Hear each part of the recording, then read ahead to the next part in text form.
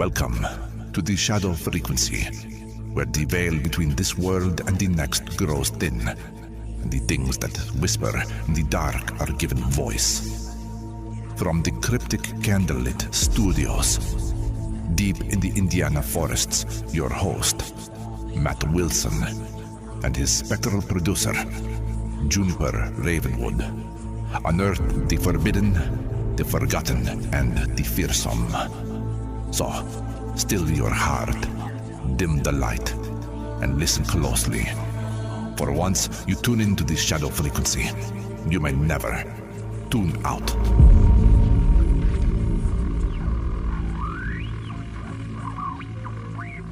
Hello, my strange and wonderful friends, and welcome back to the shadow frequency. I'm Juniper, and tonight the signal is coming in cold, clear, and just a little too close to the ground. I hope everybody had a good 4th of July weekend, maybe got a little sun, ate too much, watched the sky light up, and managed not to mistake the neighbor's fireworks for an incoming mothership. Speaking of the holiday, make sure you go back and check out Matt's solo episode for America's 250th birthday. He took us through haunted history, strange symbolism, presidential curses, and some of the darker shadows hiding behind the red, white, and blue. It was a good one. Tonight, though, we leave the fireworks behind and head into the winter darkness of Virginia. This is episode 356, the Fishersville Landings, when UFOs invaded the Shenandoah Valley. And that title is not just us being dramatic. In December of 1964, a Virginia gunsmith named Horace Burns said an enormous metallic object descended near Route 250, crossed in front of his car, killed the engine, and settled into a nearby field. Days later came claims of extreme radiation, Project Blue Books, and investigators. Then the sightings multiplied.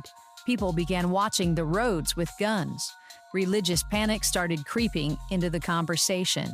And less than a month after Burns' encounter, another man claimed a craft landed near an archery range and 3 small beings walked toward him. It is one of those cases where the deeper you go, the less it feels like one isolated UFO report, and the more it starts to feel like an entire region briefly became part of something. Chris, I'll start with you. When you hear this progression, one giant object, radiation claims, military investigators, then a whole valley looking up, what jumps out at you? For me, June, it's the escalation. One bloke seeing something odd is one thing, but when a story starts spreading across roads, homes, police departments, churches, and eventually into people going out armed, you've got something bigger happening, whether the cause is extraterrestrial or not. And that first description from Burns is just bizarre. A giant metallic beehive sitting in a field is not exactly your standard weather balloon. No, it really is not.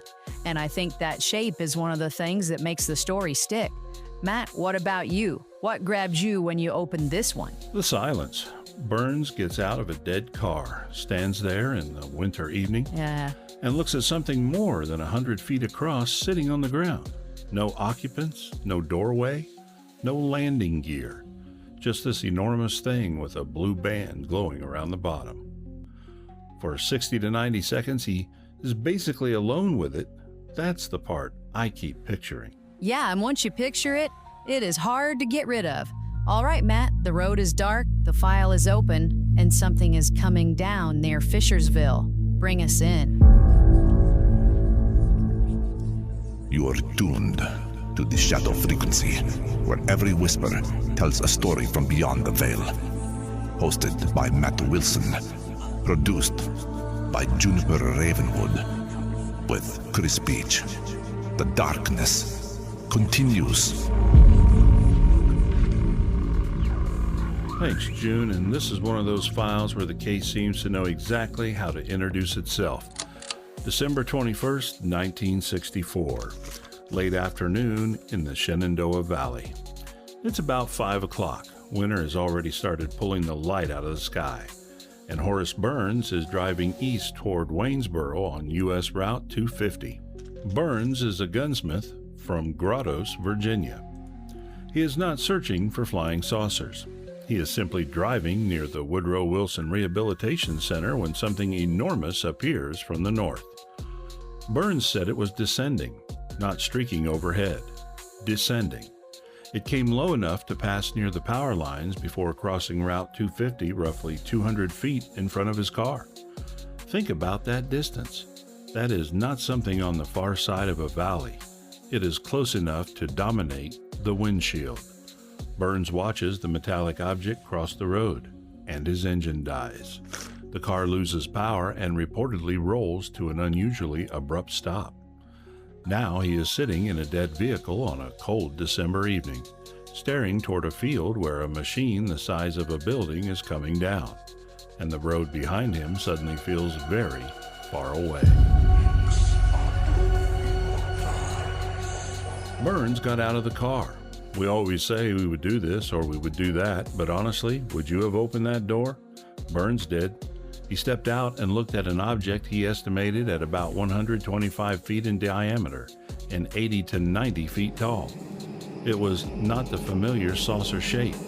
Burns compared it to an upside-down spinning top or an ice cream cone, broad at the bottom and narrowing upward through circular levels toward a dome. I have a photocopy here in the file of the published illustration made from his description, and I'm holding it up here for Chris and Juniper. Look at this thing. It resembles a gigantic metallic beehive, almost architectural, as if somebody stacked smooth circular tiers and put a dome at the peak. The surface was described as dull or spun aluminum. Around the lower portion ran a bluish glowing band about a foot wide, no windows, no doors, no seams, no visible engines, no landing struts.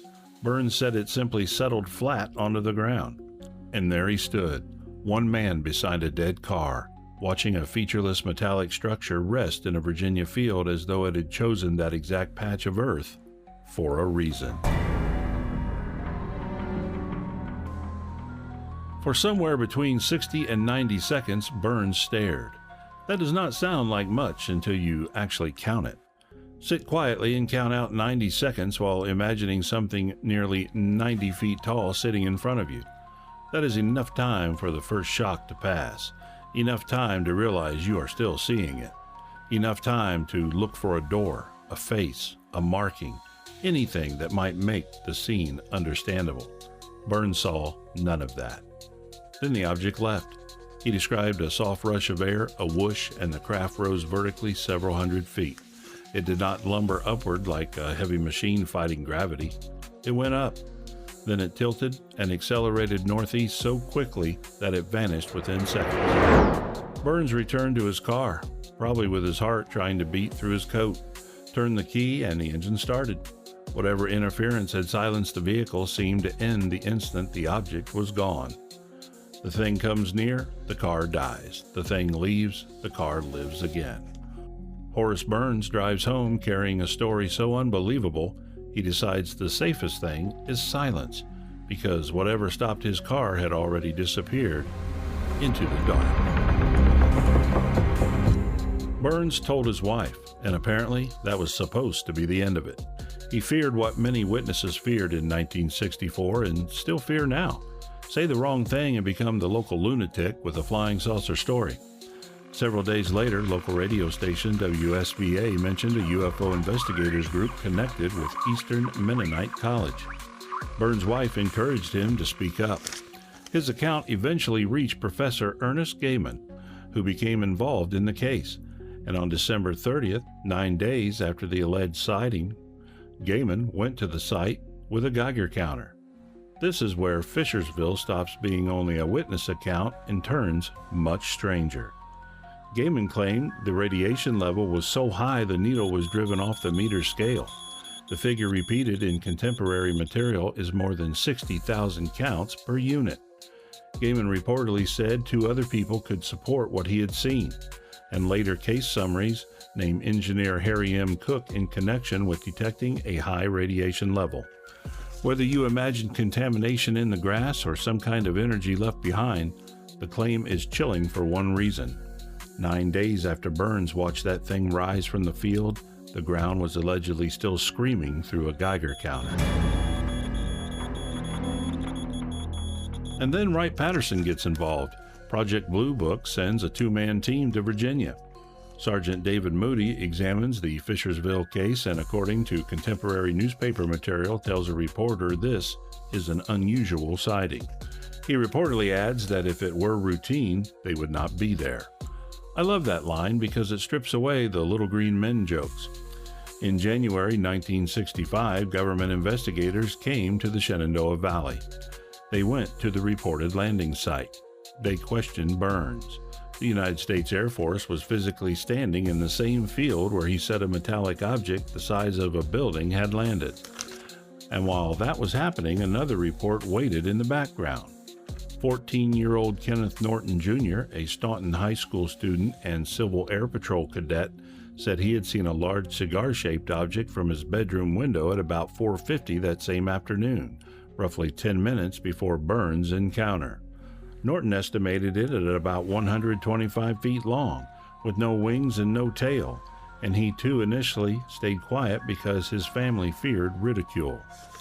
So, before the Air Force even finishes with the field, we have to ask, did Horace Burns watch something land, or did he become the closest witness to something that had already been seen coming? And that is where I want to pause, because the moment Burns speaks, the story does not shrink, it spreads. Which is never comforting. One giant object in one field is already enough for me, but the possibility that Norton saw it moving toward the area first makes the whole thing feel almost planned. And the radiation claim is the bit that gets under my skin.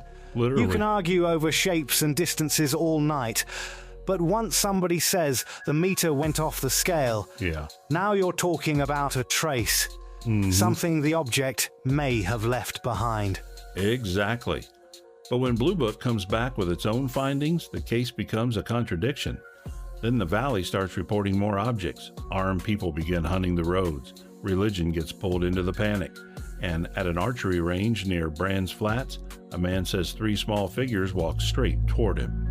Juniper, Chris, I'm going to close the file for just a moment and hand it over to you guys. The engine died before the object touched the ground, and for 90 seconds the whole valley seemed to hold its breath. Then it rose without warning, and whatever had come to Fishersville vanished into the dark.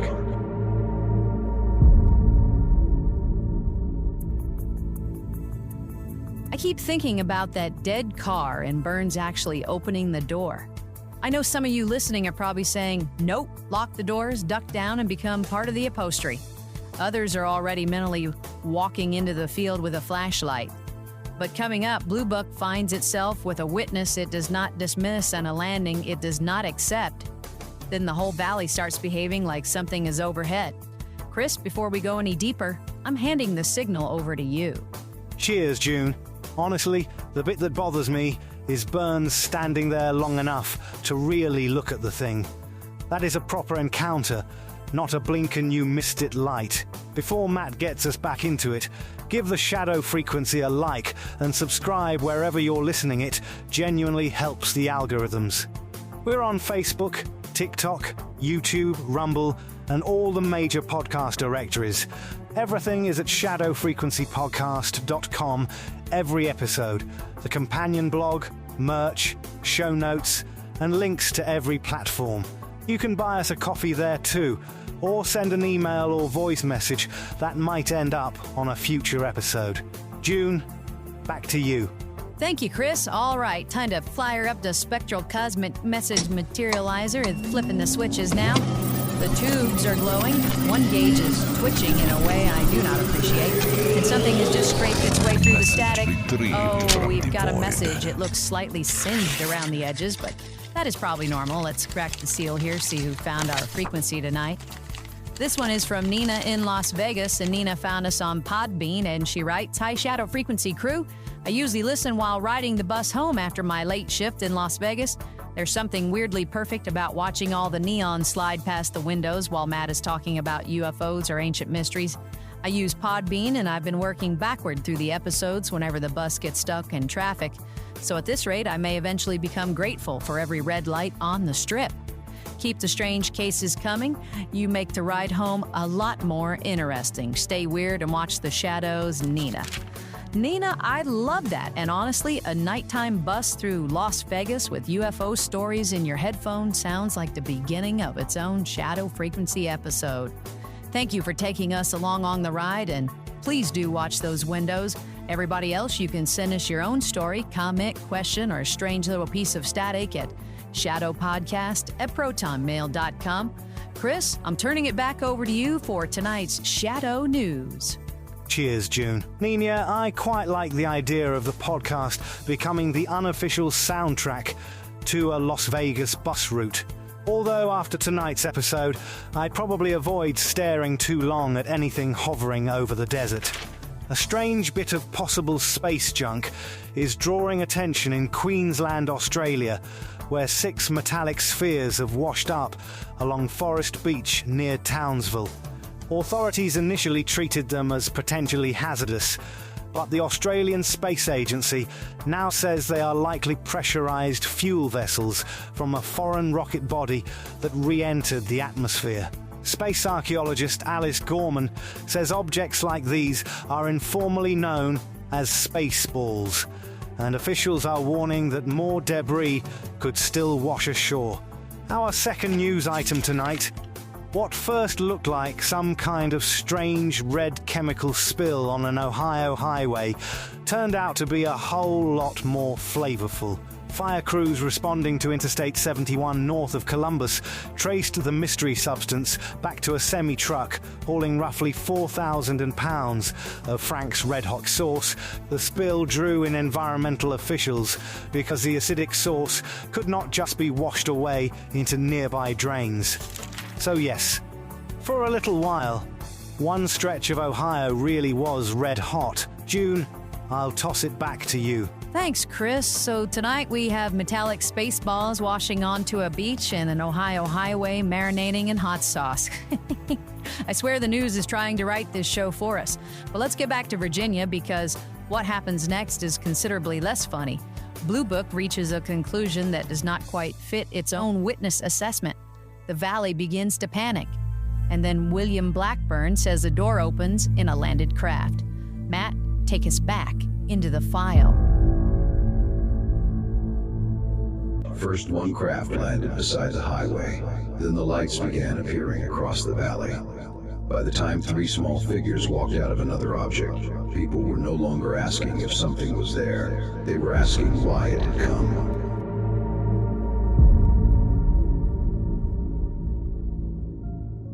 Thanks, Juniper and Nina. Riding a bus through Las Vegas, listening to UFO stories on Podbean is almost too perfect. Neon outside the window, strangers coming and going, and meanwhile, we are telling you about a giant metallic object sitting in a Virginia field. Nina, thank you for taking us along. And Chris, space balls washing ashore and 40,000 pounds of hot sauce bleeding across an Ohio interstate are 2 stories that sound made for this show until the explanations arrive. Fishersville is different because the explanation never really arrives. I'm opening the file again, and this time I'm pulling out a copy of the Project Blue Book case material tied to Burns' report. One line matters. Burns' reliability as a witness was not questioned.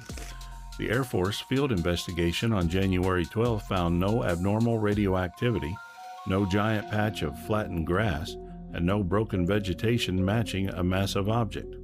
Their radiation specialists argued that if Gaiman had measured the intensity he claimed, the military should have still detected something later. So Blue Book rejected the radiation data. But they also considered prank and hoax possibilities without establishing that Burns was lying. That leaves a very uncomfortable space between we trust the man and we reject what he says happened, and something was waiting inside that space. One of Blue Book's strongest objections was obvious. An object 125 feet wide and nearly 90 feet tall lands beside a busy highway and nobody else sees it? Fair question, but Kenneth Norton Jr.'s report sits there like a loose nail in the floorboard. At about 4:50, 10 minutes before Burns' encounter, Norton sees a large object with no wings or tail. He calls it cigar-shaped. Burns calls his object a beehive or inverted top. Norton himself suggested the viewing angle could have changed the appearance. We cannot prove they saw the same thing, but the timing is hard to ignore. Then Burns' story becomes public and the Shenandoah Valley erupts. Metallic objects, cigar-shaped craft, bright things moving in the sky. One woman reportedly said a light seemed to follow her. People began armed patrols of the road searching for UFOs. A man dressed as a spaceman for a joke reportedly triggered an armed manhunt after youths believed he was an alien. Augusta County Sheriff John Kent was quoted as saying the situation had gotten completely out of hand. But fear rarely stays in one shape for long, and soon the lights in the sky were becoming signs. Professor Ernest Gaiman reportedly speculated that the sightings might have prophetic meaning and could foretell the second coming. Imagine the atmosphere. It's 1965. The Cold War is humming in the background. The space race has made the sky feel newly reachable, while nuclear weapons have made the end of the world feel newly possible. Into that tension comes a story about a huge silent object, a dead car, radiation, and Air Force investigators. Then people across the valley start reporting lights overhead. UFO fear mixes with biblical prophecy. The conversation turns toward apocalypse, judgment, and the possibility that whatever is above the valley is not merely observing it. Less than a month after Horace Burns' encounter, the story takes its darkest turn near Brands Flats. NICAP's case directory dates the incident to January 19, 1965. William Blackburn of Waynesboro was reportedly working at the Augusta County Archery Club off Route 250 at about 5:40 in the evening. Dusk again. A man alone again. Blackburn sees two objects, one larger and one smaller. The smaller object descends and allegedly lands about 18 yards away. That is not a light in the clouds. That is something on the ground, and Blackburn watches as the mystery suddenly opens. According to the NICAP account, a door appeared and three beings came out. They were about 3 feet tall and wore shiny clothing resembling the craft. One reportedly had an unusually long finger, but Blackburn kept returning to the eyes. He felt as though they were looking through him. The beings walked toward him and came within roughly 12 yards. Blackburn was holding a double-edged axe, and he reportedly froze. The account leaves room for terror or some kind of paralysis, but either way, he could not act. 3 small figures stood there making sounds he could not understand. Then they stopped, turned around, and walked back to the craft. They entered, and the doorway seemed to mold itself into the side of the object until the opening was gone. The craft rose and disappeared. Later, NICAP material says Blackburn claimed people from a government agency contacted him and warned him not to discuss the encounter. NICAP investigators later claimed they found support for his allegation that pressure had been applied. That warning does not have the same documentary footing as the Air Force investigation of Burns, and we have to say that clearly. But as Blackburn told it, his encounter did not end when the craft left. The silence came looking for him afterwards. Now here's the one skeptical angle we have to put on the table. Once Burns' story hit newspapers and radio, a contagion effect could explain some later reports. When people look up with UFOs already in mind, aircraft, stars, planets, and ordinary lights can become extraordinary. The radiation reading is disputed by the Air Force check. No physical landing trace was found. Blackburn's humanoid story does not carry the same paper trail as Burns. Those are real weaknesses, but they do not erase the center of this case. Burns' reliability was reportedly not questioned. A hoax motive was not established. Kenneth Norton reported a large unidentified object at nearly the same time, and Blue Book never supplied a conventional identity for the enormous craft Burns described. So maybe the mistake is breaking Fishersville into neat folders. Burns here, Norton there, the radiation over there, Blackburn filed under humanoids. Put them on one timeline. December 21st, a large object descends. Another witness reports something moving through the area. December 30th, alleged extreme radiation. January, the Air Force arrives. Reports multiply. January 19th, another alleged landing and 3 beings. Armed patrols. Religious panic. Then by spring, the wave fades and the valley gradually stops talking. Something arrives. Everyone looks up. The military comes in. Then everything goes quiet. So I keep coming back to one question. What if December 21st, 1964 was not a sighting at all? What if it was an arrival? Maybe Fishersville was a cluster of mistakes, fear, and stories feeding stories.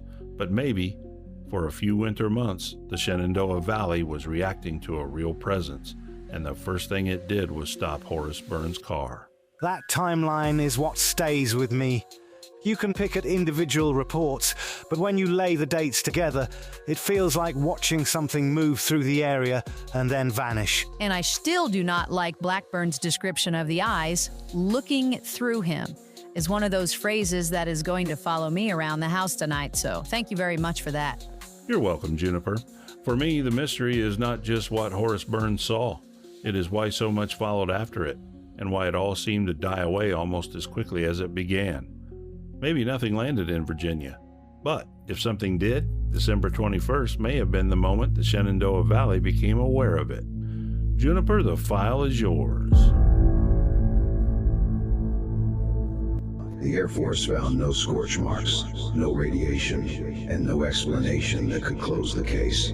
But Horace Burns never changed his story, and the valley never quite forgot the nights something enormous came down beside Route 250. And there we have it, the Fishersville landings, a giant metallic object beside Route 250, a dead automobile engine, a disputed radiation field, Project Blue Book investigators, a valley full of sightings, armed UFO patrols, apocalyptic fears, and one deeply unsettling account of 3 small beings at an archery range. Maybe these were separate incidents caught in a storm of publicity. Or maybe Horace Burns witnessed the opening event of a wave that moved through Virginia and left just enough behind to keep us asking questions 60 years later.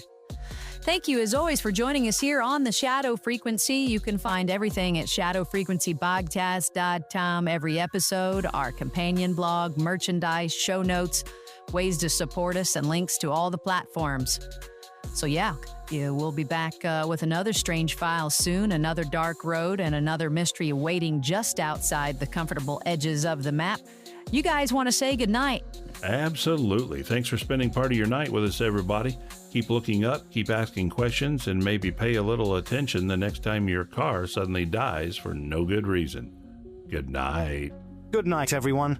Stay curious, stay sensible, and if you see a 3-foot figure with a very long finger walking towards you, I think we can all agree that is a perfectly reasonable time to head in the opposite direction. And from me, good night, my lovely creatures of the frequency.